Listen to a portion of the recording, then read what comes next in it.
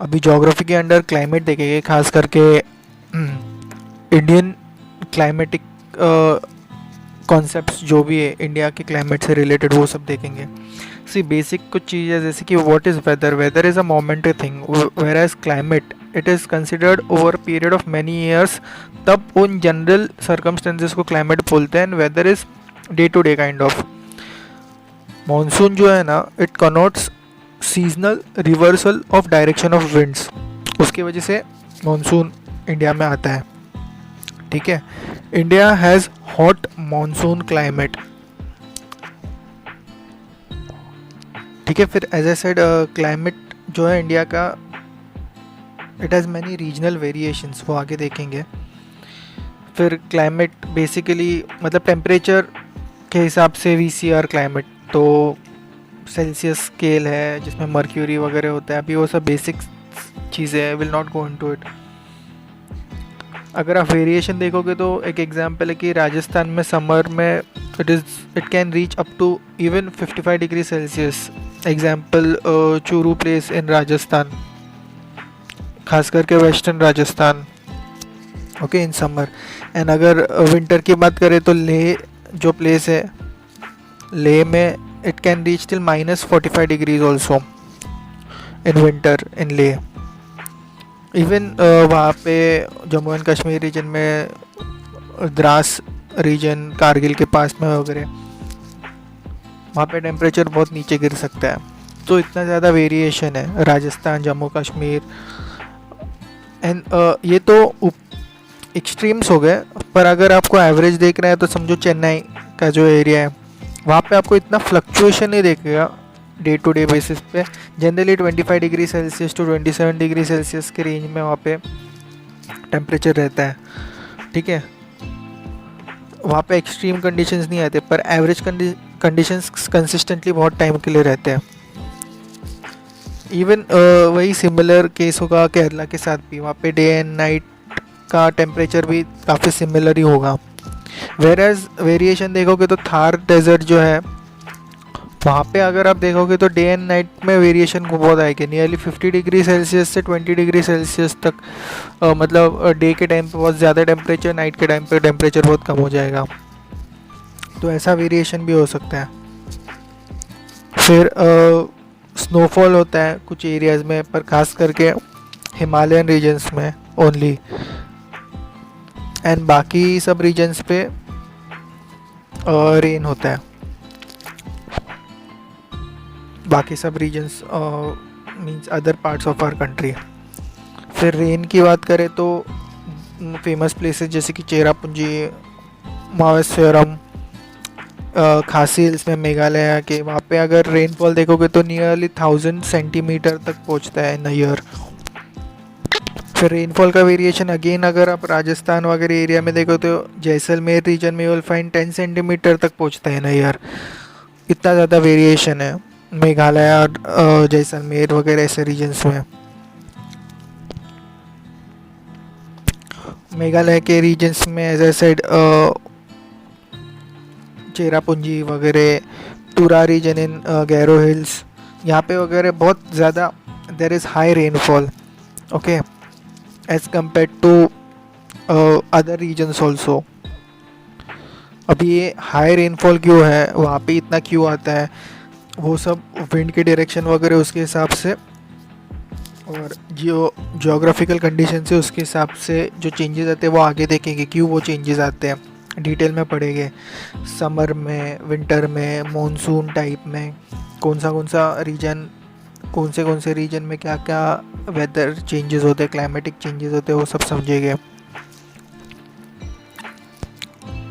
फिर उड़ीसा का रीजन है, वहाँ पे you find some rain storms July August region, अगस्त के टाइम पीरियड में। फिर गंगा डेल्टा में there is other weather conditions, थोड़ा सा मतलब ये डेल्टास उड़ीसा के कोस्ट पे ही आ जाते हैं ना, गंगा डेल्टा वगैरह, तो वहाँ पे you will find many rain storms वगैरह इन जनरल। वेयर एज जो कोरोमंडल कोस्ट है तमिलनाडु के पास, it is comparatively dry as compare to Orissa and Ganga delta का कोस्ट। गंगा के डेल्टा के बारे में बात हो रही है, गंगा के प्लेन के बारे में नहीं। डेल्टाज बे ऑफ बंगाल के यहाँ पे आ जाते हैं ना। कैसा है, basically most part of our country receives rainfall in June to September time, okay. But जो तमिलनाडु रीजन है ना, it gets rainfall in the start of winter, मतलब नवंबर के टाइम पे। जो साउथ वेस्ट मानसून है वगैरह, मतलब आगे देखेंगे, अभी स्टार्ट में इतना ज़्यादा कॉन्सेप्चुअल इसमें जाने की ज़रूरत नहीं है, बस वेरिएशन बता रहा हूँ कि अगर इंडिया की बात करें तो इंडिया के अंदर ही इतने सारे वेरिएशंस है रेनफॉल, क्लाइमेट के हिसाब से, टेम्परेचर के हिसाब से। सो अभी फैक्टर्स दैट डिटरमाइन क्लाइमेट क्या क्या आते हैं, सबसे मेन है लैटिट्यूड, ओके। लैटिट्यूड मतलब अभी क्या है, देखो ट्रॉपिक ऑफ कैंसर जो है it passes through the centre of our country, okay. So उसके नॉर्थ पार्ट पे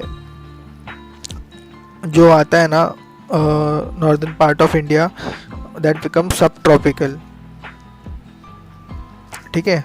एंड बाद में ऊपर एकदम जम्मू कश्मीर वगैरह वहाँ पे जाओगे तो आगे आगे जैसे जाओगे ऊपर ऊपर, मतलब तो वहाँ पे टेम्परेट टाइप आ जाता है।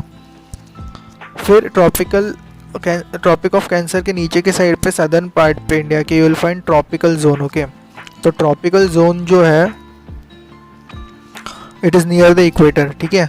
तो इक्वेटर के पास में इसके लिए there is high amount of temperature and also there is small range of fluctuation, क्योंकि कॉन्स्टेंटली सन रेज वहाँ पे वो जोन में आते हैं तो फ्लक्चुएशन इतना नहीं होता।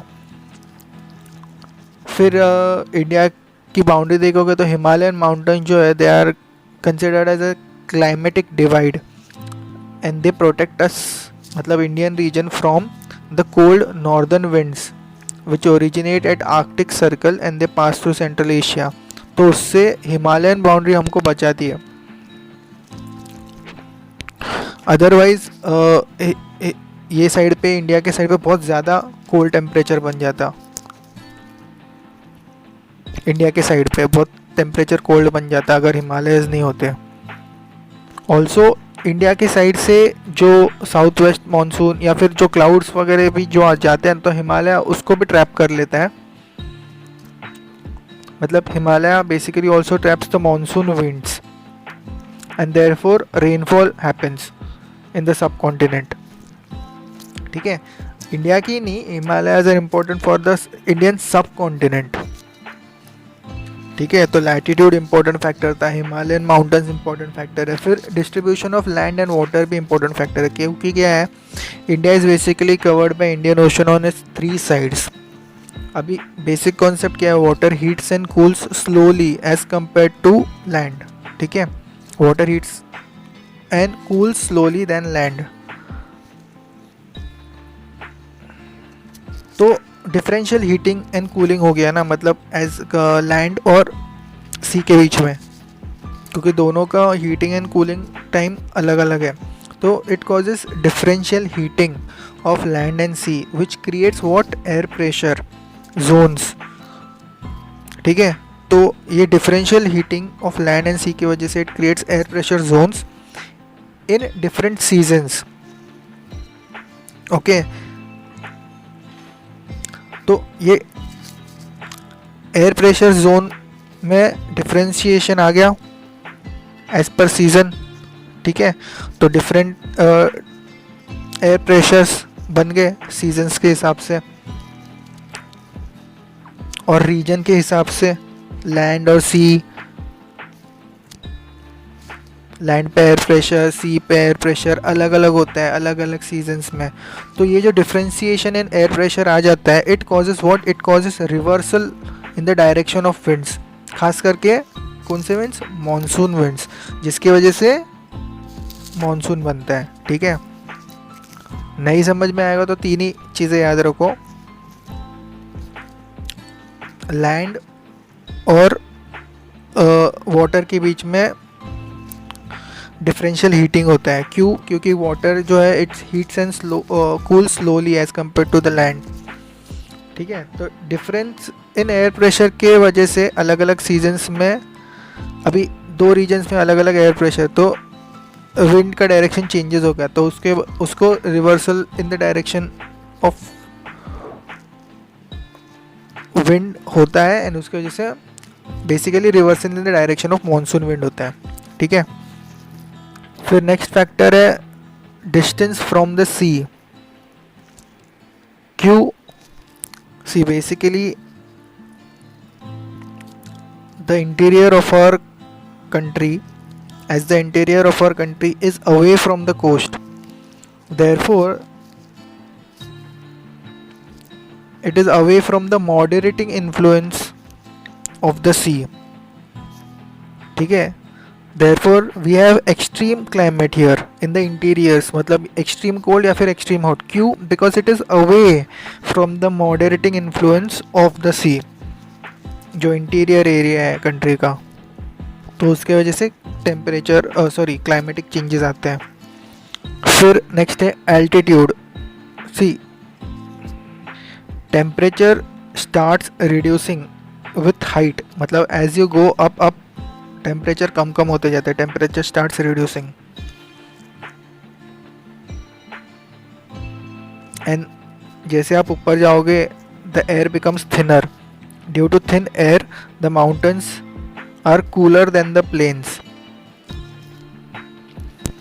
Thin air क्यों है? क्योंकि डेंसिटी कम होती जाती है, एयर डेंसिटी, ठीक है। तो इसकी वजह से एल्टीट्यूड मतलब हाइट के हिसाब से टेम्परेचर कम होता है। And once you come down from the mountain, नीचे आओगे तो वहाँ पे वापस टेम्परेचर बढ़ने लग जाएगा, ठीक है। तो इस हिसाब से क्लाइमेटिक टेम्परेचर चेंजेस आने लग जाते हैं। मतलब अलग बात है ना कि आप हिमाचल प्रदेश में रह रहे हो या फिर आप राजस्थान में रह रहे हो, तो एल्टीट्यूड डिफरेंस आ जाएगा थोड़ा सा, तो उसके हिसाब से भी चेंजेस आएंगे। मतलब समझ रहे हो क्या? Even if you are on the same latitude, पर अगर आप अलग अलग ऑल्टीट्यूड पर रहते हो तो भी डिफरेंस ऑफ टेम्परेचर होगा। एग्जाम्पल क्या है, देखो Agra and Darjeeling, they are both on same latitude but they have different altitudes, heights, इसके लिए दोनों जगह का टेम्परेचर अलग अलग है। फिर नेक्स्ट फैक्टर है रिलीफ और physiography. It affects the temperature, air pressure, direction of wind, speed of wind and even the amount of rainfall. क्योंकि क्या है, the windward side of the example western Ghats और या फिर Assam also, they receive higher rainfall because they are on the windward side, ठीक है। Windward मतलब mountain की फ्रंट वाली साइड जहाँ पे विंड हिट कर रही है, एंड उसके पीछे वाली साइड थोड़ी सी ड्राई रहती है, उसको लीवर्ड साइड बोलते हैं। तो ये चेंजेस आ सकते हैं रेनफॉल के पैटर्न में एज पर द फिजियोग्राफी और रिलीफ फीचर्स। देखो ये तो इंडिया मतलब इन जनरल मैंने बातें बताई, पर अगर आप ग्लोबल वेदर की बात करोगे तो global weather is controlled generally by different air masses and jet streams, ठीक है। वो मे बी ये चैप्टर में कर लेंगे या फिर आगे फंडामेंटल्स ऑफ फिजिकल ज्योग्राफी पढ़ेंगे तभी कर लेंगे। फिर कुछ अदर सप्लीमेंट्री इफेक्ट्स भी आते हैं। Example due to inflow of western cyclones in winter called as disturbances, and even tropical depressions in southwestern monsoon during southwest monsoon, which are basically favorable for rainfall, ठीक है। अभी आगे season wise देखते हैं, तो इसमें पहले देखेंगे विंटर सीजन को, उसका मतलब वेदर का मैकेनिज्म क्या होता है इसमें। See basically a high pressure area develops in the north of Himalayas, मतलब कहाँ पे, सेंट्रल एशिया के रीजन में ड्यूरिंग द विंटर्स। तो वहाँ से मतलब from the north it comes towards the Indian subcontinent, ठीक है। मतलब सेंट्रल एशिया से ये जो कोल्ड मास है ना, so this leads to outflow of air in a form of high pressure area, मतलब because it is basically in a form of dry continental air mass, ठीक है, in north of Himalayas। तो वहाँ पे एक high pressure area बन जाता है नॉर्थ ऑफ हिमालयाज के यहाँ पे, ठीक है।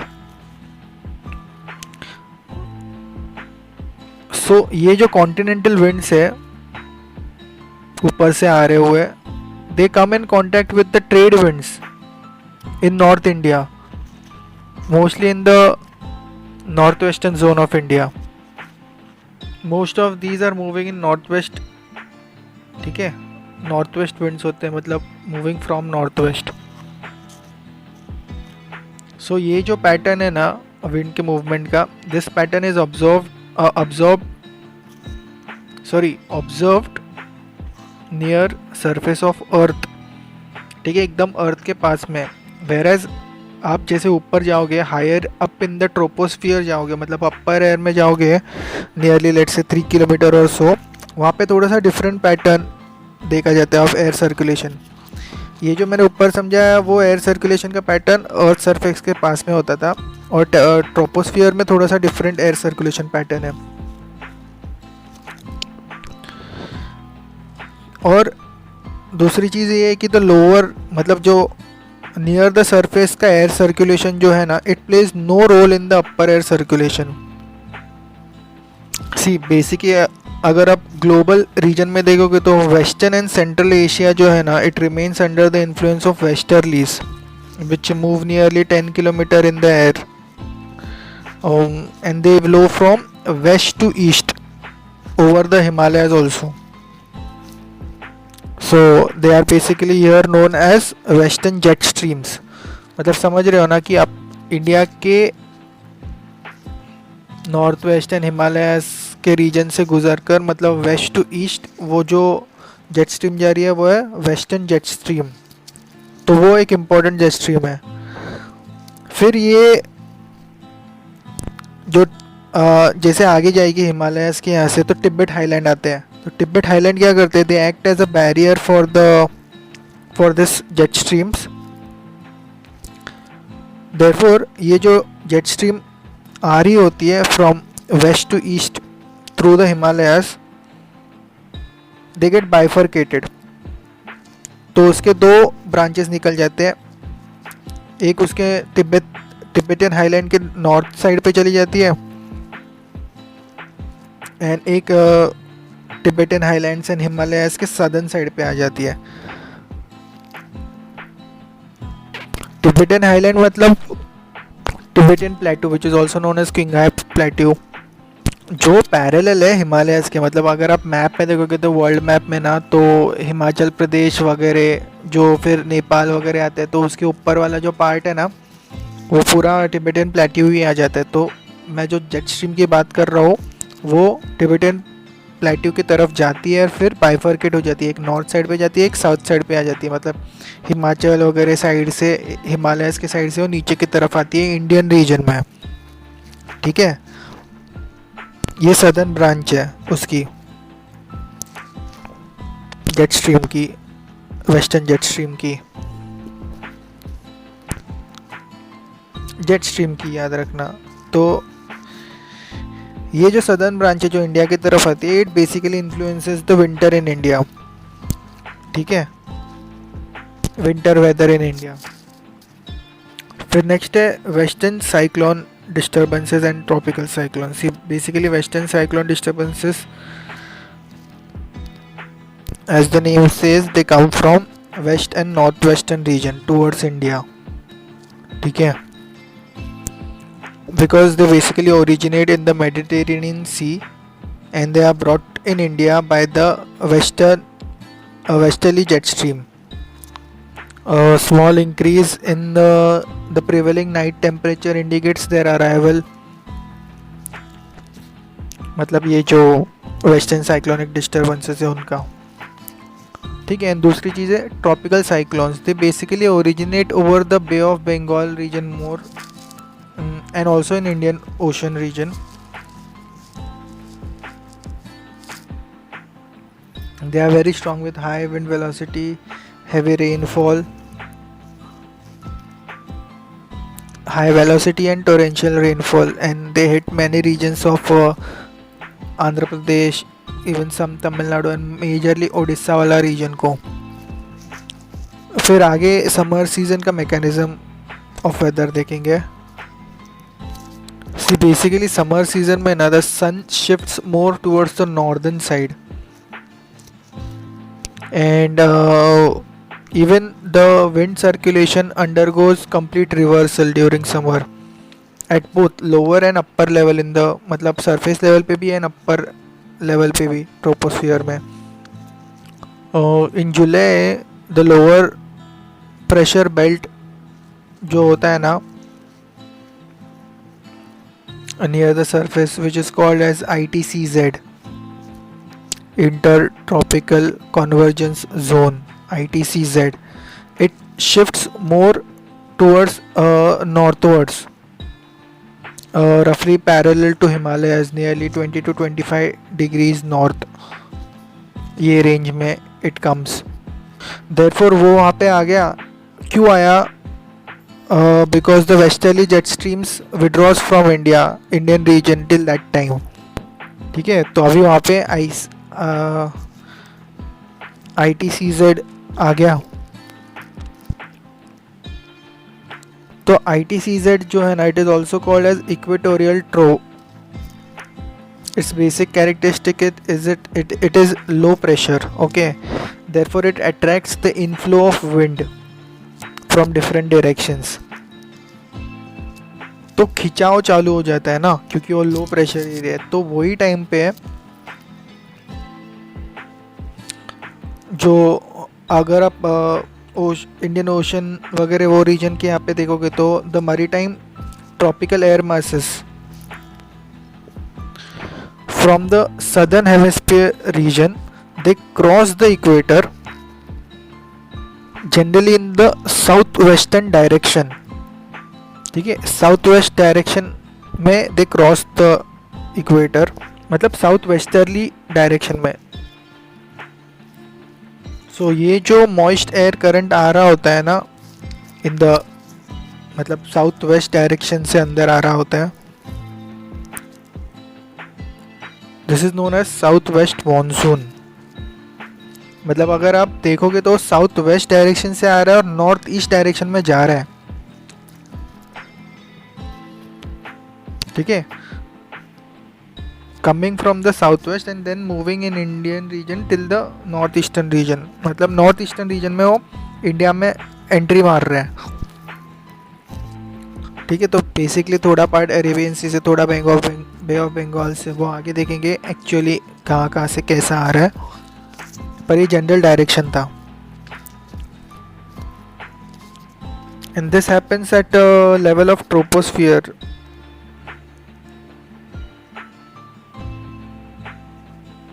Also, an easterly jet stream flows over the southern peninsula part of India in June, कुछ 90 किलोमीटर पर आवर के स्पीड से.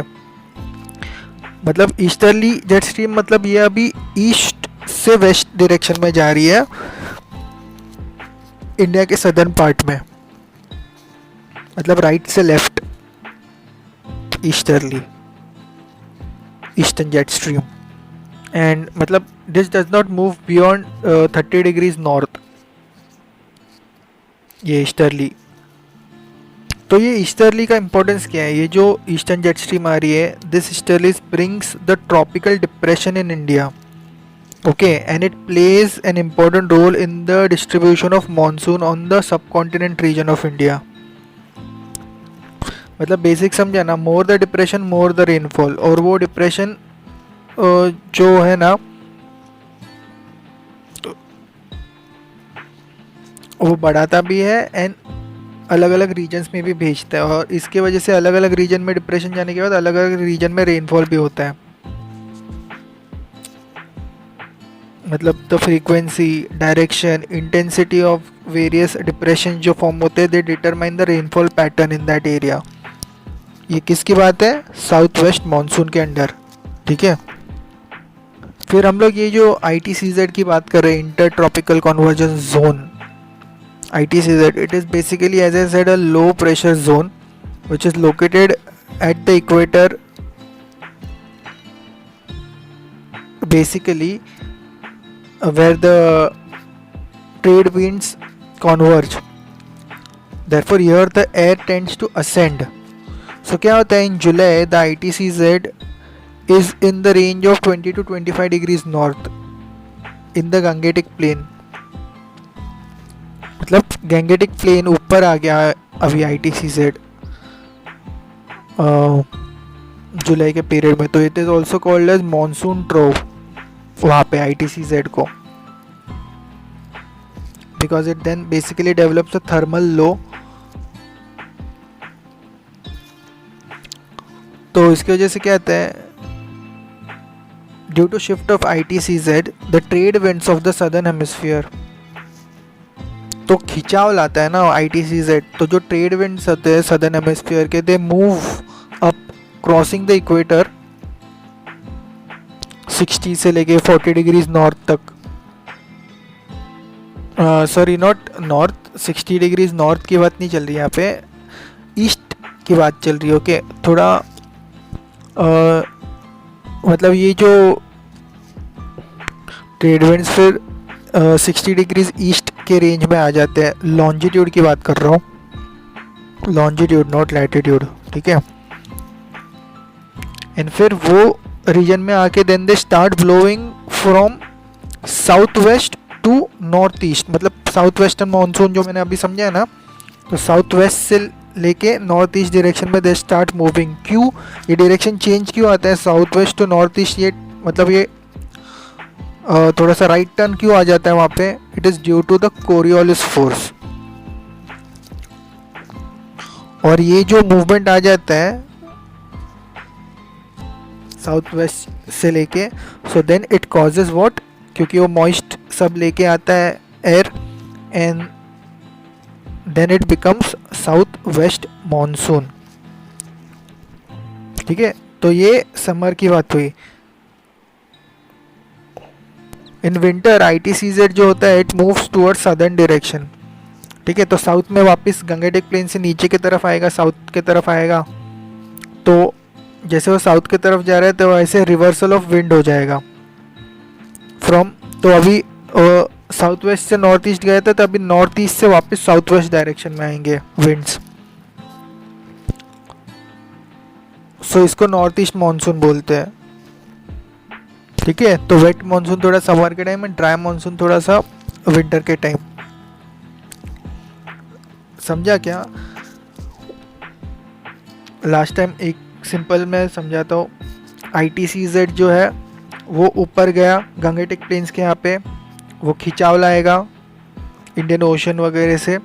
तो वहाँ से वो विंड्स में से वो सब पानी वगैरह लेके विंड्स ऊपर की तरफ आएंगी. तो कोरियोलिस फोर्स की वजह से वो कौन सी डायरेक्शन में जाएगी, साउथ वेस्ट से नॉर्थ ईस्ट. ठीक है, समर के टाइम पे. तो तब होगा, इसको बोलते हैं south west monsoon, south west से नॉर्थ ईस्ट. ठीक है, फिर विंटर की तरफ वापस ITCZ नीचे नीचे वापस आ जाएगा, इक्वेटर की तरफ आएगा. तो ITCZ लो प्रेशर एरिया, तो खिंचाव वापस लाएगा, तो नीचे की तरफ लाएगा. तो वापस नॉर्थ ईस्ट की तरफ जो विंड्स गई है वो वापस south east direction, south west direction में आएंगी, वापस वही डायरेक्शन में नीचे आएंगी जिस डायरेक्शन में गई थी. नॉर्थ ईस्ट से लेके वापस साउथ वेस्ट डायरेक्शन में आएंगी. ठीक है, तो ये बेसिक रेनफॉल पैटर्न होता है इंडिया में, ऐसा होता है.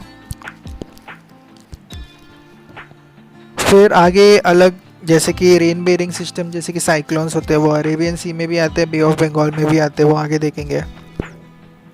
क्या होता है ना, अगर आप सीजन्स की बात करोगे तो ड्यूरिंग मई के टाइम पे ना सनशाइन जो होता है ना, it is perfectly vertical on the tropic of cancer.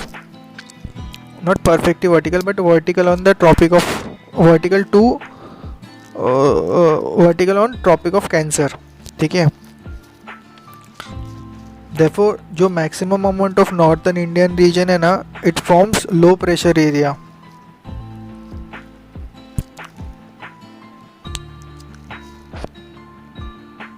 Also the pressure in Indian Ocean is high because of why? Because water gets heated slowly. तो जो साउथ ईस्ट ट्रेड विंड्स होते हैं ना, जो एक्चुअली ये अगर आपको नहीं समझ आता तो प्रेशर बेल्ट्स वाला डायग्राम देखो, तो वो क्या होता है, साउथ ईस्ट ट्रेड विंड्स जो इक्वेटर की तरफ जा रही होती है वो और उनको खिंचाव मिलता है, and they move up, they cross the equator in the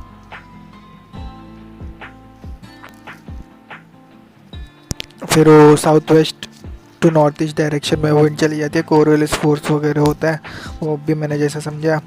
ठीक है, तो इस सब में इफेक्ट्स वगैरह आ जाते हैं, मानसून हो जाता है, एज आई सेड ITCZ कैसे ऊपर जाता है नीचे आता है, समझ में आ गया ना। और हमेशा याद रखना लो प्रेशर एरिया वो अट्रैक्ट करते हैं, तो उसकी वजह से वहाँ पे विंड्स का खिंचाव आता है, तो फिर वहाँ पे वो तरफ में मानसून चले जाते हैं। तो इसके पहले मैंने जो ईस्टर्न जेट स्ट्रीम बताई ना, याद रखना कि जो ईस्टर्न जेट स्ट्रीम है ना, it sets in only after the western jet stream has withdrawn from the Indian part. Eastern jet stream is more responsible for the monsoon in India, so it is important eastern jet stream, easterly jet stream monsoon के लिए India में। ठीक है, फिर ये जो south west monsoon, as I said Coriolis force की वजह से साउथ वेस्ट से नॉर्थ ईस्ट डायरेक्शन में वो विंड चले जाते हैं, तो वो स्टार्ट पहले कहाँ पे होता है, केरला रीजन में स्टार्ट होता है। ठीक है, क्योंकि वहाँ से वो एंट्री लेता है इंडिया में, so it starts in Kerala region by 1 June, फिर वो मुंबई की तरफ 13 जून तक, even Kolkata bay of Bengal के साइड से कोलकाता की तरफ भी 13 जून तक पहुँचता है। फिर बाद में रिलीफ फीचर जैसे सामने आते हैं, जैसे कि much of the rainfall in the western Ghats is orographic type. ठीक है, वो 3 टाइप के rainfall we have already covered earlier. Orographic मतलब the moist air is basically obstructed and force to rise in the Ghats. अभी द रेनफॉल जो है ना on the western coast, it mostly depends upon offshore meteorological conditions and even the position of the equatorial jet stream on the east coast of Africa। और फिर tropical cyclone जो है उनका जो पाथ होता है, the paths of the tropical cyclones are determined by the position of ICTZ which is also called as monsoon trough। तो if you analyze the charts ना, so you will see that जो rain जो है ना, it reduces from east to west and also from southeast to northwest। मतलब राजस्थान वगैरह side पे कम रेनफॉल है as compare to north east side. Also there is a concept of breaks और dry spells during south west monsoon which basically depend on the frequency of the rain bearing storms। On the western coast the dry spell is when the wind blows parallel to the coast। ठीक है, फिर आगे जाके El Nino and Indian monsoon को देखते हैं। See El Nino जो है ना, it happens once, it is considered generally it happens once every 3 to 7 years, but maybe because of global warming and all उसका थोड़ा सा फ्लक्चुएशन ऊपर नीचे हो सकता है। ठीक है, एल नीनो की वजह से क्या होता है, इट ब्रिंग्स एक्सट्रीम ड्रॉट और flood conditions in different parts of the world and even therefore in India. It involves oceanic and atmospheric phenomenons both. इसमें क्या होता है, with the current on the Peruvian coast, okay, in the east Pacific, मतलब समझ रहे, Asia left पे, बीच में Pacific है और उसके राइट में साउथ अमेरिका है जहाँ पे पेरू है। अब ग्लोब टाइप इमेजिन करना, क्योंकि जो वॉल मैप है उसमें सिर्फ half part of Pacific ocean दिखाया जाता है इसके लिए। तो रियलिटी में ऐसा ही है कि एशिया है लेफ्ट साइड पे, बीच में पैसिफिक है, उसके राइट पे अमेरिकन कॉन्टिनेंट्स है, मतलब नॉर्थ अमेरिका, साउथ अमेरिका। ठीक है, तो इसमें क्या होता है, जो पैसिफिक ओशन में यहाँ पे चेंजेस आते हैं। See basically El Nino is an extension of a warm equatorial current which gets replaced temporarily by cold Peruvian or which is also called as Humboldt current। ठीक है, समझे ना, मतलब पेरुवियन करंट कोल्ड करंट है। हम लोग ने इसके पहले के लेक्चर्स में जो ओशनिक करंट है वो ऑलरेडी कवर कर चुके हैं हम लोग।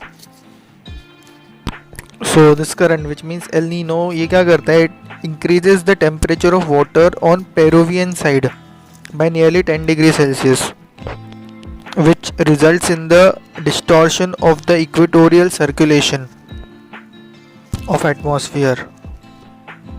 Also irregular evaporation of seawater, and also reduction is there in the amount of planktons, therefore क्योंकि temperature वगैरह changes आ गए, which then further leads to reduction in the number of fishes in the sea.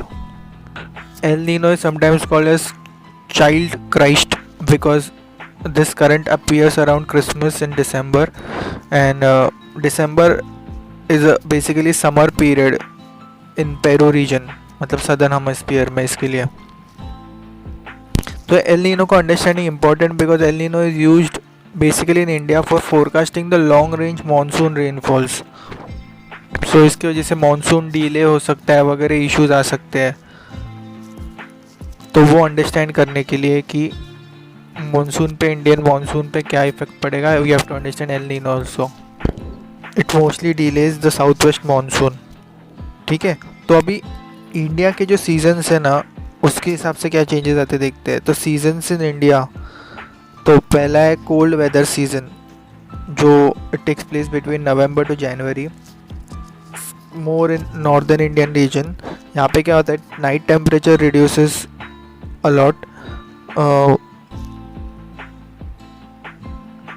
अभी इसके पहले हम लोग ने देखा ना कि इंटीरियर जो कंट्री का होता है वहाँ पे मॉडरेटिंग इफेक्ट नहीं आता सी का, तो उसकी वजह से इंटीरियर क्लाइमेट बन जाता है. तो इसके लिए states like Punjab, Haryana, Rajasthan are basically far away from the C.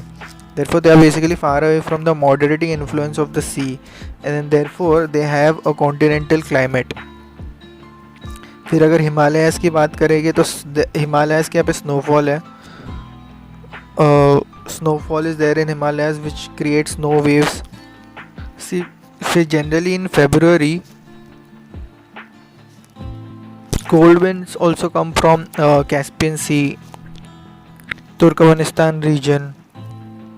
They come over the northwestern part of India, Indian subcontinent. Okay, northwestern नहीं, क्योंकि वो तम राजस्थान टाइप रीजन हो जाता है थोड़ा सा. इंडियन सबकॉन्टिनेंट के रीजन के नॉर्थ वेस्टर्न पार्ट में. फिर जो पेनिनसुलर रीजन है in India, it does not have a well defined cold weather because of moderating influence of the sea and proximity to the equator. Around by 22nd December, the sun shines vertically on the Tropic of Capricorn in southern hemisphere. Therefore, there is high pressure in North India. In south, the pressure is slightly lower. ठीक है, तो south में लो pressure area type होता है. मतलब अभी इतना difference नहीं होता. अगर आप आइसोबार्स देखोगे तो नियरली नॉर्दर्न रीजन में 1019 MB तक हो गए, एंड सदर्न रीजन में यू विल फाइंड 1013 MB तक. MB मतलब millibar. Okay, it is a unit of atmospheric pressure, and 1 MB is nearly 100 pascal, मतलब 100 न्यूटन पर मीटर स्क्वायर. तो as a result of this high pressure and low pressure, अभी आप लोग को पता है कि हाई प्रेशर से लो प्रेशर जाती है विंड. तो as a result of this the wind starts blowing from north western region which is a high pressure region to Indian ocean region which is in the low pressure region. But as I said इतना ज़्यादा pressure में difference नहीं, इसके लिए they have very low gradient. फिर आगे जाके topography भी थोड़ा इन्फ्लुएंस करती है विंड के डायरेक्शन को as it is moving towards the low pressure region. When the depressions are formed basically in the some depressions are formed in the Mediterranean Sea region and they move eastwards. Okay, so as they are moving eastwards, matlab towards Indian region, they capture moisture from the Persian Gulf, which is a little bit in south, and the Caspian Sea, which is a little bit in northern side of it. Mediterranean sea के यहाँ से थोड़े से shallow cyclonic depressions के यहाँ से वो movement होती है. ठीक है, एंड फिर इंडियन रीजन के पास आके then they cause the winter monsoon. Okay, winter monsoon has very less rainfall cause it is basically anti cyclonic circulation, means they move from land to sea. Okay, and because of that they have very less humidity as they move from land to sea, and as they have very less humidity their possibility of rainfall is reduces a lot. So वो side से most of the parts of India जो है ना वहाँ पे they do not have rainfall as much in winter season. That is why still some in northwestern region of India some weak temperate cyclones from Mediterranean Sea जो आते हैं they cause a little rainfall in Punjab, Haryana, Delhi region, and that is why it is a little beneficial for Rabi crops. फिर winter में ही there is precipitation in the form of snowfall in the lower Himalayas वगैरह region. तो ये जो snowfall होता है it sustains the flow of water okay in the Himalayan river systems. ठीक है, तो this type of rainfall mostly takes place in the upper half, थोड़ा नॉर्थ वेस्टर्न साइड सरी. फिर during November the north east side वाला monsoon okay the north east monsoon मतलब it while passing over the Bay of Bengal it picks up moisture and causes rainfall in the Tamil Nadu coast and Andhra region. It is called as Amihan in the Philippines या फिर retreating monsoon भी बोलते हैं. ठीक है, तो ये थोड़ा कोल्ड वेदर के टाइम पे मतलब विंटर टाइप टाइम में ये सब होता है. फिर हॉट वेदर सीजन में क्या होता है, अभी हॉट वेदर सीजन में क्या होता है with apparent northwards movement of the sun. Apparent northward movement, apparent क्यों, क्योंकि एक्चुअली सन मूव नहीं कर रहा है, अर्थ की मूवमेंट हो रही है और टिल्टिंग चेंज होने की वजह से सन अपेरेंटली नॉर्थवर्ड मूवमेंट होती है सन की towards what tropic of cancer. In what period, in generally March period. So in this time the temperature starts rising in the North Indian region. फिर ऐसा देखा गया है कि hot weather season in southern India is milder as compare to northern Indian region. But still अभी इतने सारे changes हो रहे हैं टेम्परेचर में, तो थोड़े से फ्लक्चुएशन यहाँ पे वहाँ पे आ सकते हैं ग्लोबल वार्मिंग वगैरह इसकी वजह से. And it is milder in south India. Why? Because there is moderating effect of the ocean near the southern part. Also जो वेस्टर्न घाट्स वगैरह रीजन है ना वहाँ पे भी टेम्परेचर थोड़ा सा कम या फिर मेंटेन रहता है, क्योंकि due to the altitude of temperature in the altitude of the western Ghats sorry the temperature in the hills of the western Ghats वगैरह it remains nearly 25 degree Celsius तक. सी अगर आप आइसोथर्म्स को देखोगे ना इंडियन रीजन में ये टाइम पे, तो you will find that the temperature does not decrease from north to south. Temperature does not decrease from north to south, rather it increases from coast to interior. Coast to interior वो बढ़ता जाता है, interior की तरफ जैसे आता जाता है वैसे वैसे बढ़ता जाता है. ठीक है, आइसोथर्म एंड आइसोबार में का डिफरेंस पता है ना. आइसोथर्म्स आर रिलेटेड टू मतलब वो लाइन होती है which indicates the same amount of temperature which is there prevailing, तो वो आइसोथर्म बन जाती है. एंड आइसोबार जो होती है वो सेम अमाउंट ऑफ प्रेशर जो है वो दिखाती है.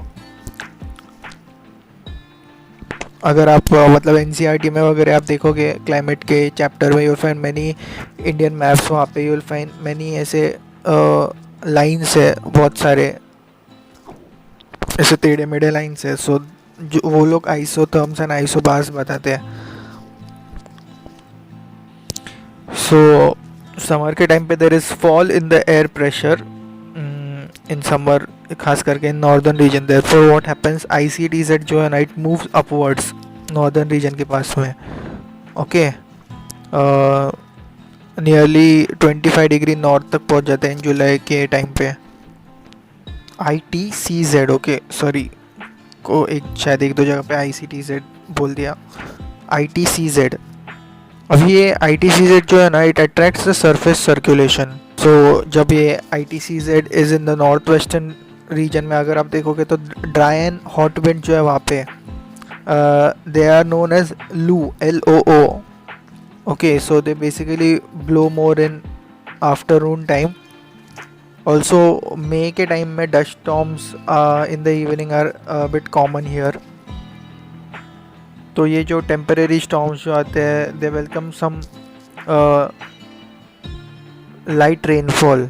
ओके, सो बहुत ज़्यादा हीट जो हो गई होती है वहाँ पे हल्का सा रेनफॉल गिरता है और थोड़ी सी हल्की सी कूल ब्रीज आती है वहाँ पे उसकी वजह से क्या होता है कुछ जगहों पर ना occasionally the moisture laden winds जो होते हैं they are attracted towards the periphery of the स्ट्रो ITCZ के.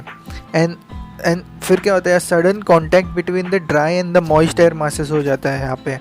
एंड इसकी वजह से क्या होता है it gives rise to local storms of great intensity.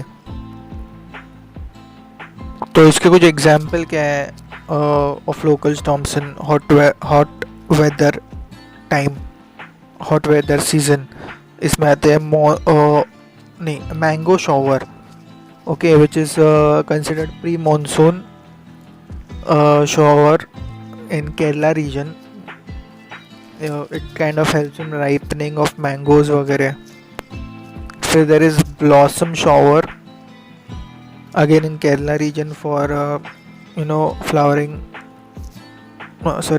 Coffee वगैरह के regions जो वहाँ पे है उसके लिए it is beneficial. फिर the third is nor'westers. These are kind of evening thunderstorms in Bengal and Assam region more. Okay, Bengal and Assam region. तो यहाँ पे बंगाल वगैरह में इनका लोकल नेम है काल वैसाखी. वैशाख मतलब जो अप्रैल मई का मंथ होता है इसके लिए. सो वहाँ पे बंगाल आसाम रीजन में it is useful for tea cultivation, jute cultivation. अभी आसाम में this is known as Bardoli Chheerha. ठीक है. लास्ट जो लू हम लोगों ने देखा था LOO, it is generally a hot dry and like oppressing winds जो होते हैं which is blowing in northern part, खास करके नॉर्दर्न पार्ट के यहाँ पे from Punjab to Bihar region with higher intensity between Delhi and Patna. ठीक है. तो ये विंटर समझ लिया, समर समझ लिया. अब कौन सा रह गया? Monsoon season. ठीक है, मतलब south west monsoon season basically. So अभी क्या होता है मई में ना, अभी टेम्परेचर बहुत ही बढ़ जाता है मई के टाइम पे इंडिया में. तो इसकी वजह से क्या होता है लो प्रेशर एरिया और इंटेंसिफाई हो जाता है, खास करके नॉर्थ वेस्टर्न प्लेन्स में वगैरह. तो ये जो लो प्रेशर कंडीशंस है इतने इंटेंसिफाई होने के बाद मई के बाद जून आता है. ठीक है. तो जून में क्या होता है, जून के स्टार्ट में क्या हो जाता है, ये जो लो प्रेशर एरिया के कंडीशन इतने इंटेंसिफाई हो जाते हैं कि they become so powerful enough to attract the trade winds of southern hemisphere, जो इंडियन ओशन रीजन्स में होता है ना वहाँ से. तो अभी क्या करना, वो जो प्रेशर बेल्ट वाला डायग्राम है ना, एक तो यहाँ पे अभी हम लोग ने पहले लेक्चर्स में कवर किया है. एक काम करना है, इंटरनेट पे जाना है, just put pressure belts diagram, ये ज्योग्राफी NCERT कुछ भी ऐसा डाल दो, ये there you will see the pressure belts. See अभी जो साउथ ईस्ट ट्रेड विंड्स जो है ना, जो बेसिकली इक्वेटर के नीचे के साइड पर है, तो उनका मूवमेंट हो रहा है साउथ ईस्ट डायरेक्शन से नॉर्थ वेस्ट डायरेक्शन की तरफ, थोड़ा सा इक्वेटर के नीचे. ओके. तो एज आई सेड ये लो प्रेशर एरिया इतना खिंचाव जनरेट कर लेता है कि वो इन साउथ ईस्ट ट्रेड विंड्स को भी खींच लेता है अपने यहाँ पे. तो वो इक्वेटर क्रॉस करके ऊपर की तरफ आ जाते हैं. तो इंडिया के पास में दो मेन वाटर बॉडीज़ है, Arabian sea and bay of Bengal. Okay. So ये जो साउथ ईस्ट ट्रेड विंड्स जो है ना, they cross the equator and then they enter bay of Bengal region and Arabian sea के रीजन में. और वहाँ पे they get caught up in the air circulation over the region and then as they are passing over the equatorial warm currents वो region में. क्योंकि ocean current जो हम लोगों ने पहले ही देखा था, एक काम करना ओशन करंट्स का भी एक बार वो फोटो इंटरनेट पे देख लेना. तो there you will find equatorial region में देयर इज वार्म करंट्स.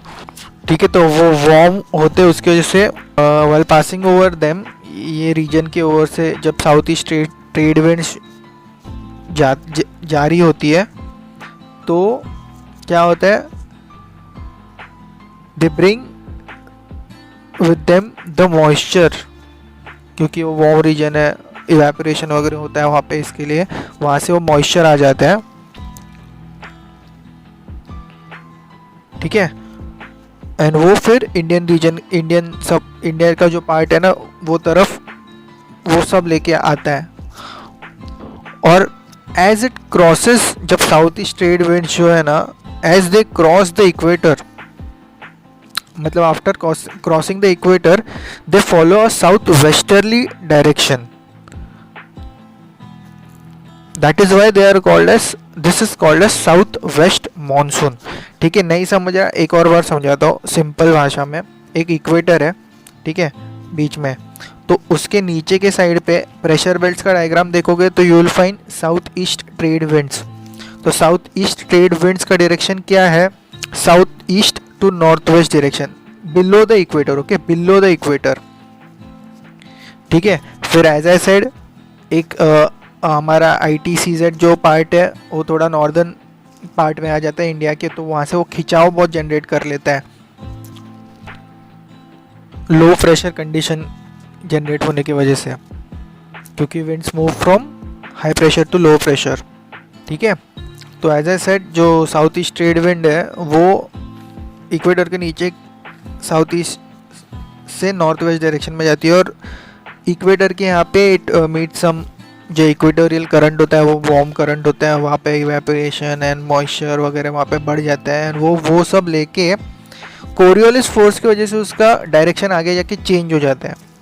ठीक है, मतलब अभी अगर आप कोरियोलिस फोर्स का इफेक्ट देखोगे तो जनरली आपको समझेगा कि जो नॉर्दर्न हेमिस्फीयर है, तो समझो नॉर्दर्न हेमिस्फीयर इक्वेटर से पोल की तरफ नॉर्दर्न हेमिस्फीयर में कोई विंड जा रही है, तो कोरियोलिस इफेक्ट की वजह से ना उसको थोड़ा सा राइटवर्ड मूवमेंट आ जाएगा। वही अगर सदर्न हेमिस्फीयर की बात करें तो अगर समझो इक्वेटर से सदर्न पोल की तरफ कोई विंड जा रही है, नॉर्दर्न हेमिस्फीयर में मतलब इक्वेटर से नॉर्दर्न पोल, अभी सदर्न हेमिस्फीयर में देख रहे इक्वेटर से सदर्न पोल की तरफ कोई जा रही है विंड, तो उसको भी मूवमेंट थोड़ा सा राइट हैंड साइड डायरेक्शन में मिलेगा।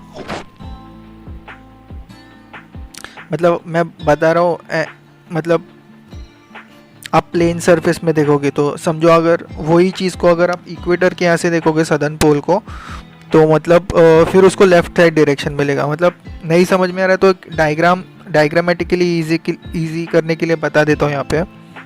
ठीक है, तो ये अभी हम लोग नॉर्दर्न हेमिस्फीयर में को फोकस करते हैं क्योंकि इंडिया नॉर्दर्न हेमिस्फीयर में आ जाता है। तो अभी एज आई सेड वो खिंचाव मिलने के बाद वो south east trade winds equator से निकल के आगे जाते हैं, कोरियोलिस इफेक्ट की वजह से थोड़ा सा राइट हैंड टर्न मिलता है, तो वो कैसा हो जाता है, उनका डायरेक्शन साउथ वेस्ट से नॉर्थ ईस्ट डायरेक्शन में चले जाते हैं, मतलब साउथ वेस्टर्न डायरेक्शन मिल जाता है उन लोग को, साउथ वेस्ट से नॉर्थ ईस्ट।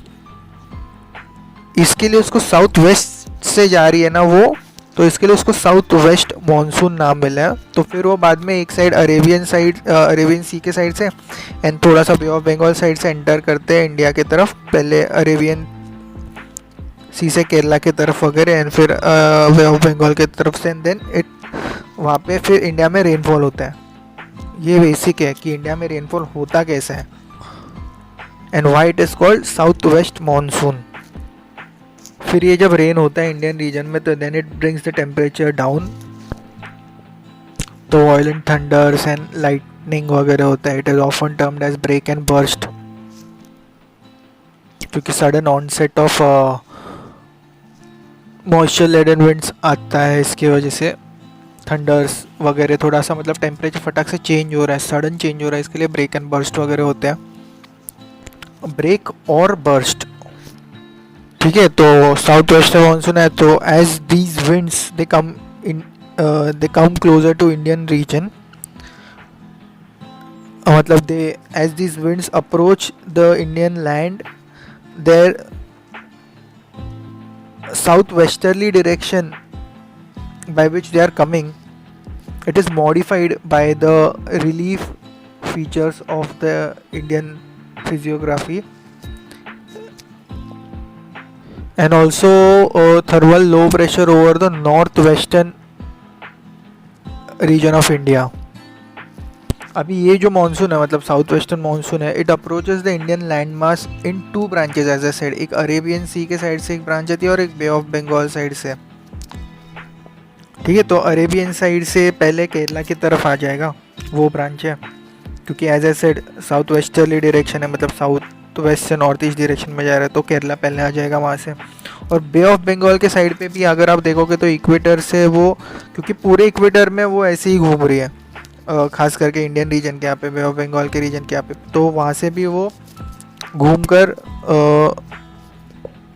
थोड़ा सा साउथ वेस्टर्न डायरेक्शन वो बे ऑफ बंगाल की तरफ आती है. पर पहले वहाँ पे म्यांमार वगैरह वो रीजन के पास में जाती है और वहाँ से वो टर्न ले लेती है, क्योंकि ये सब रिलीफ फीचर्स वगैरह आ जाते हैं इसके लिए. फिर बाद में वो कोलकाता वगैरह रीजन से एंट्री मारती है इंडिया में, वो वाली ब्रांच. तो थोड़ा सा केरला में थोड़ा सा पहले आता है, म्यांमार के अराकन यामा रीजन से जाकर टर्न होके वो बाद में इंडिया के कोलकाता वगैरह रीजन से गुजर के फिर ये दोनों ब्रांचेस मिल जाती है नॉर्थ वेस्टर्न पार्ट में इंडिया के. पर फिर भी जो अरेबियन सी के साइड से जो ब्रांच आती है, it is nearly 65% and bay of Bengal के यहाँ से आने वाली 35% है. ठीक है, फिर आगे जो अरेबियन सी की ब्रांच है, मतलब monsoon of the Arabian sea, it is further divided into 3 branches. ठीक है, one branch is obstructed first by Western Ghats. Okay, so यहाँ पे मतलब जो अरेबियन सी की तरफ से आने वाली ब्रांच है, इट स्प्लिट्स इनटू 3 ब्रांचेस. तो पहली ब्रांच है, it is obstructed bye Western Ghats. तो यहाँ पे थोड़ा कूलिंग इफेक्ट आ जाता है, यहाँ पे हैवी रेनफॉल होता है, नियरली 250 to 400 सेंटीमीटर्स तक. मतलब यहाँ पे क्या होता है, the wind raises up, okay, due to the western Ghats. फिर कूलिंग बढ़ता जाता है, कंडेंसेशन होता है, नियरली 900 to 1200 मीटर तक वो माउंटेन जाते हैं इसके लिए, हाइट में बता रहा हूँ. तो बाद में ये सह्याद्री और वेस्टर्न कोस्टल प्लेन में यहाँ पे काफ़ी ज़्यादा रेनफॉल हो जाता है इसकी वजह से. ठीक है, तो as I said 250 centimetre to 400 centimetre average. So after crossing the western ghats, these winds they descend again. मतलब वो नीचे आ जाते हैं वापस, and they get heated up क्योंकि वो नीचे आ गया अभी. So इसकी वजह से क्या होता है, this reduces the humidity in the winds. As a result, the wind caused very little rainfall on the east side of western ghats. So this region east side पे of low rainfall is known of the western ghats is known as rain shadow area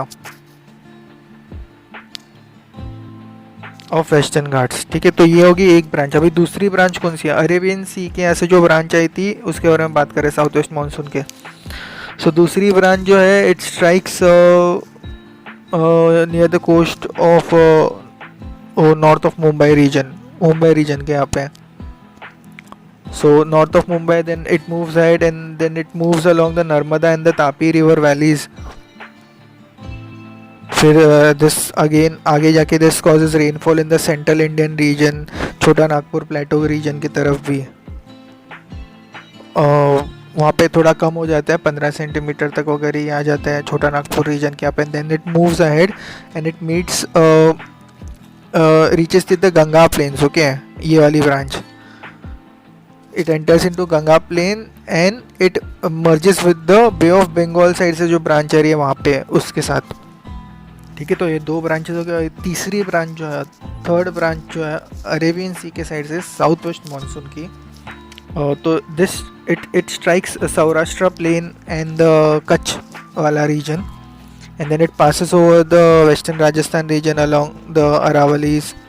वहाँ पे थोड़ा सा scanty rainfall करती है. फिर पंजाब में, हरियाणा में it moves and then it joins the bay of Bengal वाली ब्रांच नॉर्थ वेस्ट रीजन में इंडिया के. मतलब नॉर्थ वेस्ट रीजन के यहाँ से. तो ये पूरा अभी आप नॉर्दर्न पार्ट में आ गए इंडिया के, तो ये एक बाजू से अरेबियन सी की थर्ड ब्रांच आ रही है और एक बाजू से बे ऑफ बंगाल वाली ब्रांच आ रही है। तो ये जो नॉर्दर्न पार्ट है खास करके वेस्टर्न हिमालयाज़ का, तो यहाँ पे दोनों ब्रांचेस का मर्जर बहुत ज़ोर से हो जाता है and they reinforce each other and it causes rains in the western Himalayan region. ठीक है, तो ये हो गई 3 branches of Arabian sea from of the south west monsoon. अभी दूसरी branch monsoon winds of the bay of Bengal branch. अभी the bay of Bengal branch strikes the, पहले it strikes the coast of Myanmar, फिर बांग्लादेश, फिर इंडिया की तरफ। तो जो अराकन हिल्स जो है मैंने बताया along the coast of Myanmar, they deflect the big portion of this branch towards the Indian subcontinent. Therefore वो बाद में जाके it enters the west Bengal region of India and even Bangladesh region. But अब ये साउथ ईस्टर्ली डायरेक्शन से आएगी, समझा ना, क्योंकि वो डिफ्लेक्ट हो गई है ना। डिफ्लेक्ट हो जाने के बाद वापस उसका डायरेक्शन चेंज हो जाएगा। मतलब म्यांमार की तरफ जब ये ब्रांच आ रही थी इक्वेटर से लेके टर्न लेके, तो वो साउथ वेस्टर्न मानसून की ब्रांच है। बट वो अराकन हिल्स को हिट करके म्यांमार के वो वापस लेफ्ट टर्न लेती है और बाद में वो कौन सी डायरेक्शन में चली जाती है, साउथ ईस्टर्ली डायरेक्शन। ठीक है, तो ये सब मैप में ये यहाँ पे जो डायग्राम बना है इस सब में ये direction I have tried to show. आराम से देखो, try to understand as much as possible. मैंने एकदम cut to cut NCERT type dimensions या फिर डायग्राम नहीं बनाया कि एक्चुअल फ्लो, बट अंडरस्टैंडिंग के लिए उसको डायरेक्शन दिखाने के लिए I have tried to show it as clearly as possible. मतलब proper direction wise south east south west उसके हिसाब से। अगेन ये जो बे ऑफ बंगाल वाली ब्रांच है it also splits into 2 branches again under the influence of Himalayas and the thermal low in the northwestern region of India. ठीक है,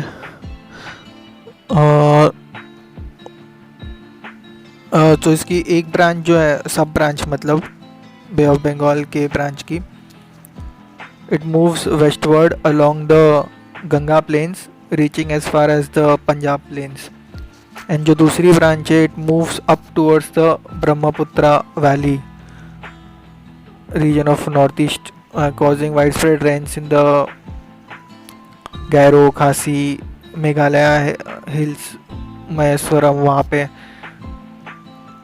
and इसके लिए वहाँ पे इतना ज़्यादा रेनफॉल होता है। मतलब समझा ना कि जो 2 ब्रांचेस बन जाती है, एक अंडर इन्फ्लुएंस ऑफ हिमालय, तो जो हिमालय के अंडर इन्फ्लुएंस में आती है तो it moves towards Brahmaputra north east reason, वहाँ पे गैरो, खासी, महेश्वरम वगैरह वो रीजन में, इसके लिए वहाँ पे इतना ज़्यादा रेनफॉल होता है। और दूसरी होती है due to influence of thermal low of north western northern India, तो it moves towards the Ganga plain and फिर वो पंजाब प्लेन तक जाती है। एंड फिर वो एज ए सेड दोनों का मर्जर वगैरह होता है, अरेबियन सी की साइड से एक ब्रांच को और ये वाले ब्रांच का। तो फिर अगर आप देख रहे हो तो एक साइड कवर्ड है इंडिया की लेफ्ट हैंड साइड वाली, और ऊपर से नॉर्थ ईस्टर्न वगैरह पर जो तमिलनाडु वाला रीजन है ना वो थोड़ा सा ड्राई रह जाता है इस सब में। The Tamil Nadu coast remains dry during this season as it is parallel to the bay of Bengal branch of south west monsoon and it also lies in the rain shadow region of Arabian Sea branch of southwest monsoon। समझ में आ गया ना क्यों Tamil Nadu reason थोड़ा सा dry रह जाता है, क्योंकि it is firstly parallel to the bay of Bengal branch of south west monsoon. अभी बे ऑफ बंगाल और ये ब्रांच पहले हिट करती है म्यांमार को, फिर वो घूम के वेस्ट बंगाल रीजन की तरफ जाती है, तो यहाँ पे पैरेलल आ गई तमिलनाडु, इससे पैरेलल, तो तमिलनाडु रह जाता है।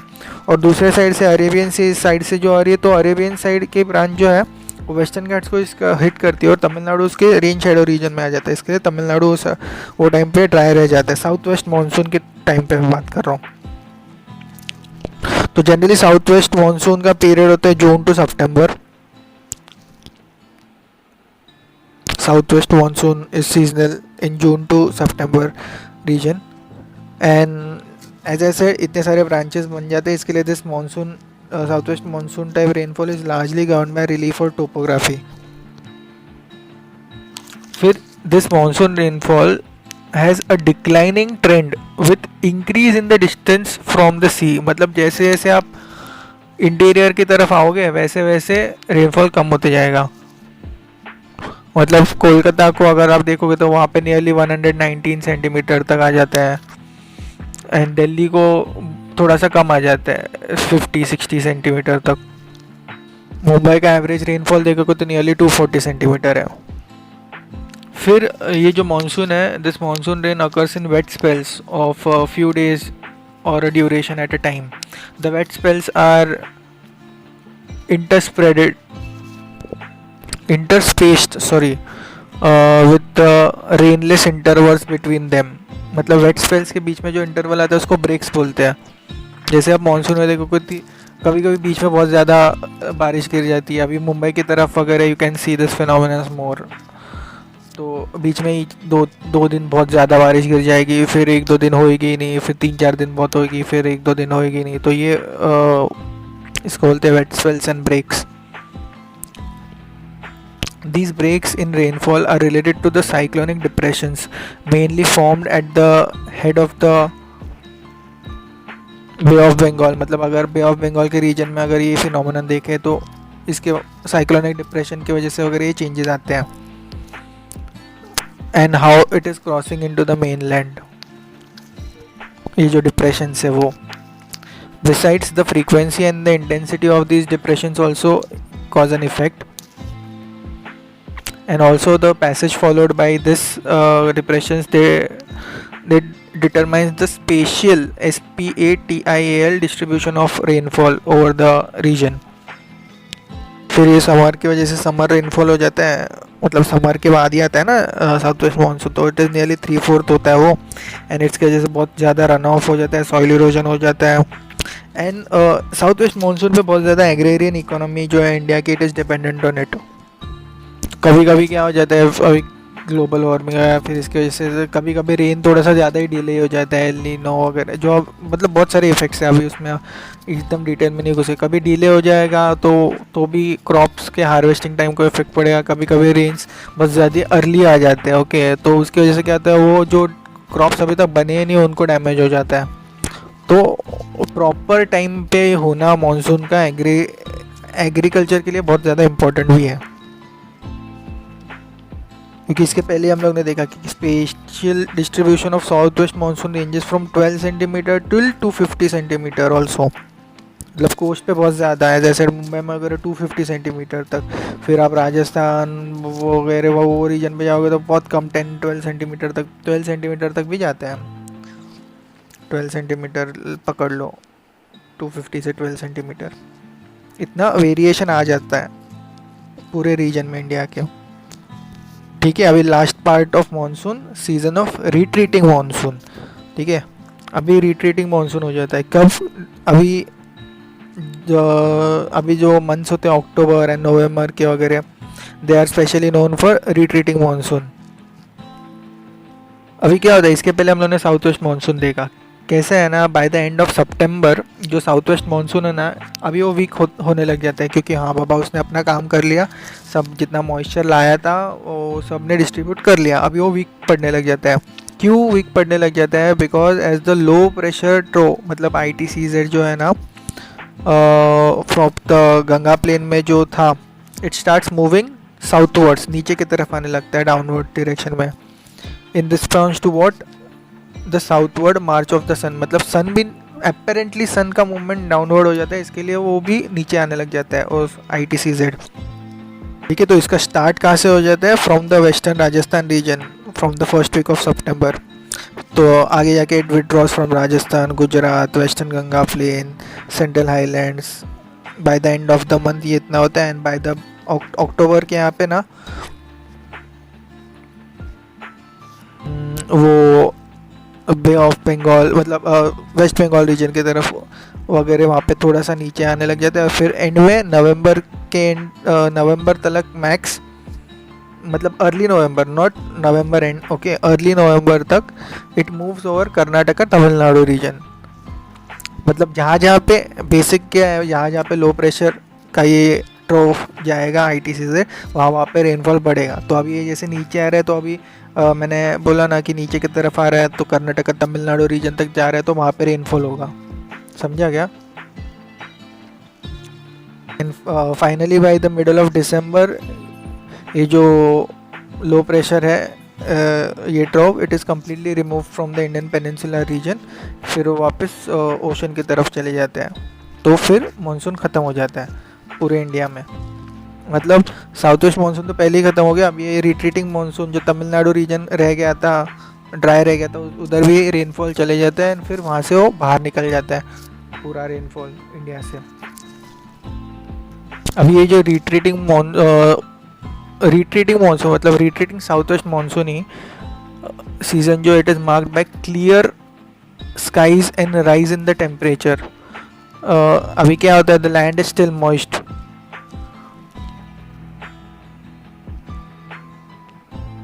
तो मॉइस्ट होने की वजह से ह्यूमिडिटी भी आ जाती है क्योंकि टेम्परेचर भी बढ़ गया है। तो owing to the condition of high temperature along with humidity the weather becomes rather very oppressive.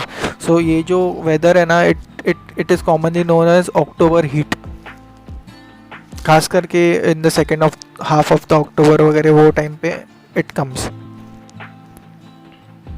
Also यहाँ पे भी अगर आप देखोगे थोड़ा सा, द जो रेन का स्प्रेड है ना in this season, it is associated with the passage of cyclonic depressions which originate over the Andaman sea and they manage to cross the eastern coast and then it moves towards the southern peninsula.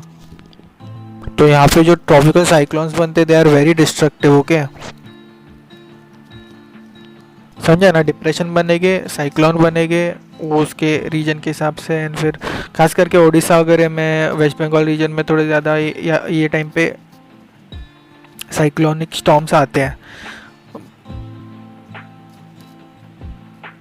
And if you generally see such cyclonic storms are less frequent in Arabian sea, पर bay of Bengal reason में थोड़े ज़्यादा होते हैं। फिर वहाँ पे Krishna, Kaveri, Godavari delta जो बहुत ही थिकली पॉपुलेटेड है, उनको भी काफ़ी रेनफॉल एंड स्टॉर्म्स का भी सामना करना पड़ सकता है।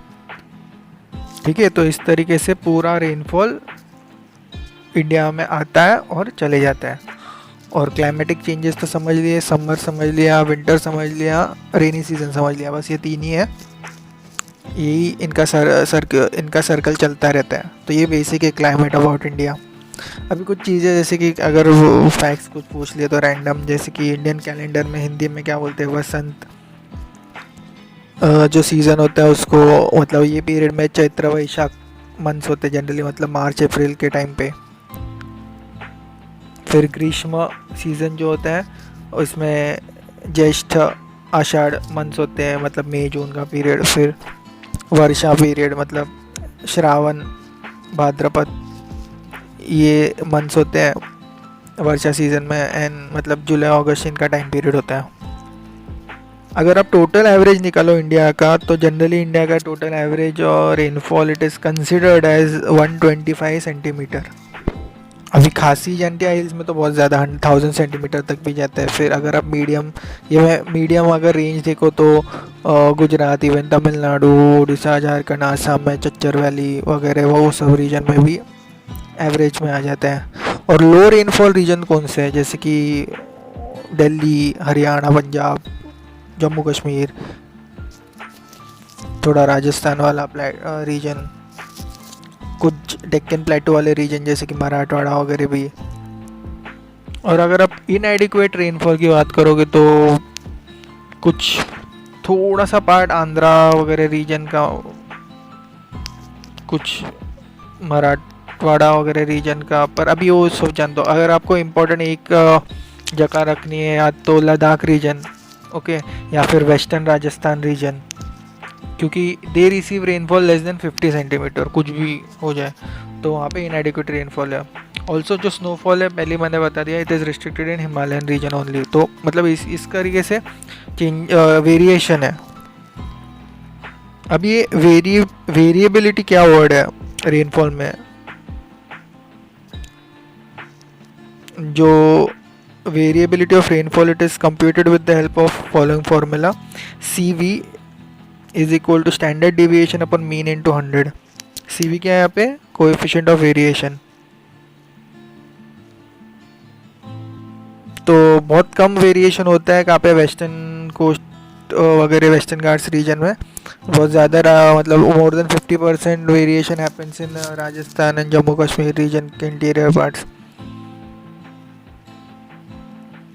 मतलब less variability happens in western Ghats and north eastern region and more variability happens इन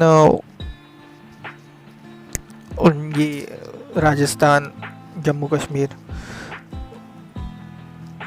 मतलब समझे ना, लेस द रेनफॉल मतलब मोर द वेरिएबिलिटी, उस हिसाब से। अभी आप पूरे इंडिया को देखोगे तो India generally has, whole India has monsoon type climate mostly. तो ये जो क्लाइमेटिक टाइप्स है, रीजन्स है,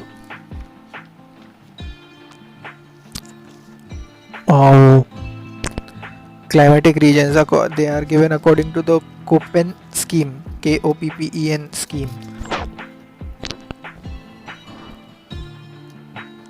climatic regions of India are given according to the Koppen scheme. तो इसमें अगर आप जनरली देखोगे तो जम्मू कश्मीर रीजन के यहाँ पे पोलर टाइप है, फिर गंगेटिक प्लेन के यहाँ पे monsoon type with dry winter है, फिर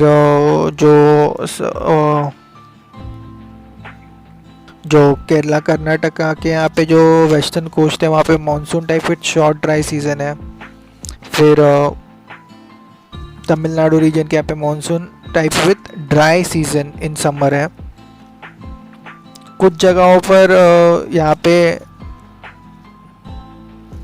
मतलब अभी महाराष्ट्र, मध्य प्रदेश लिया अपने, तो थोड़ा सा आंध्र प्रदेश, तो यहाँ पे ट्रॉपिकल सवाना टाइप है। नॉर्थ ईस्ट रीजन में you will find cold humid winter with short summers. Western Rajasthan में you will find hot desert. थोड़ा सा डेक्कन प्लेटो रीजन में है, वहाँ पे you will find steppe climate, steppe grassland मतलब सेमी एरिड टाइप। ये जनरल रीजन्स थे। नहीं समझ में आ रहा तो आप डायरेक्ट इंटरनेट पे कोपेन स्कीम के हिसाब से क्लाइमेटिक रीजन्स ऑफ इंडिया डालो, आपको वो डायग्राम मिल जाएगा। पर ये इतना मतलब ये थोड़ा सा on the verge of geography optional की लाइन पर आ जाता है, इतना डिटेल में जाने की ज़रूरत नहीं है। बेसिक अंडरस्टैंडिंग काफ़ी है। जो मतलब गंगेटिक प्लेन्स के यहाँ पे monsoon type with dry winter है, जिसको CWG नाम दिया गया है।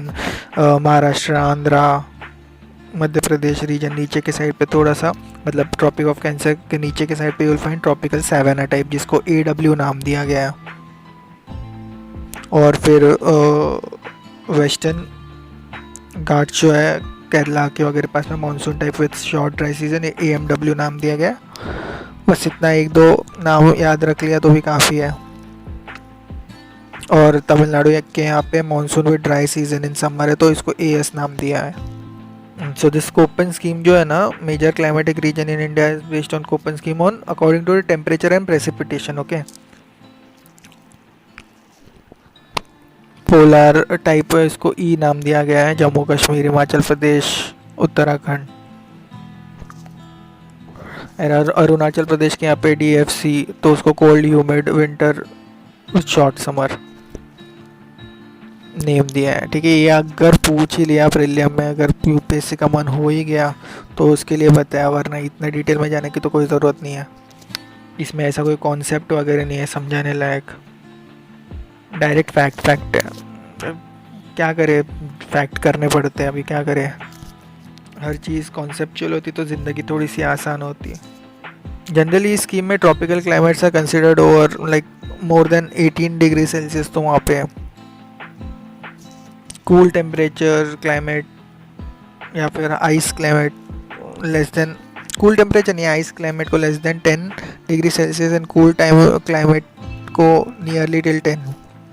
सी इंडिया में ना, except Himalayas, all the states, Himalayas, okay, not Himachal Pradesh, Himalayas, all the states have temperature above a threshold where you can grow crops. फिर भी रीजनल वेरिएशन इन मानसून वगैरह उसके हिसाब से जो क्रॉप में वेरिएशंस आते हैं, जो मतलब इंडिया में कौन से क्रॉप कौन से स्टेट्स में ग्रो किए जाते हैं उस हिसाब से। फिर ऑल्सो ग्रीन हाउस गैस वगैरह इफेक्ट करते हैं, जैसे कि मीथेन, क्लोरोफ्लोरोकार्बन, नाइट्रस ऑक्साइड वगैरह. They are present in small concentration in atmosphere, but together with carbon dioxide they are known as like green house gases. और ये जो गैसेस है they absorb more of long wave radiation. Okay, तो वो green house effect वगैरह cause करते हैं. Temperature बढ़ जाता है, फिर क्रॉप पर इफेक्ट आता है, पोलर आइस कैप्स, ग्लेशियर्स, ये सब पे इफेक्ट वगैरह आता रहता है. क्लाइमेटिक चेंजेस हो सकते हैं, फॉरेस्ट फायर्स वगैरह, रिवर्स वगैरह में बहुत ज़्यादा मूवमेंट वगैरह आ सकती है. Sea level rise, shift of climatic boundaries, agriculture pattern, ये सब में भी शिफ्ट आ सकता है. तो क्लाइमेट के मतलब इंडियन क्लाइमेट तो बस हम लोग ने समर, विंटर, मानसून तो समझ लिया, बट इसके साथ ये सब भी इफेक्ट आ सकते हैं थोड़े से इंडियन क्लाइमेट पर. तो होल इन जनरल ये था basics about climate of India holistic way में. इतना काफ़ी है फॉर लाइक बेसिक अंडरस्टैंडिंग. इससे ज़्यादा वो ऑप्शनल के लिए, उसमें डेप्थ में जाना है तो ऑप्शनल वाले, ज्योग्राफी वाले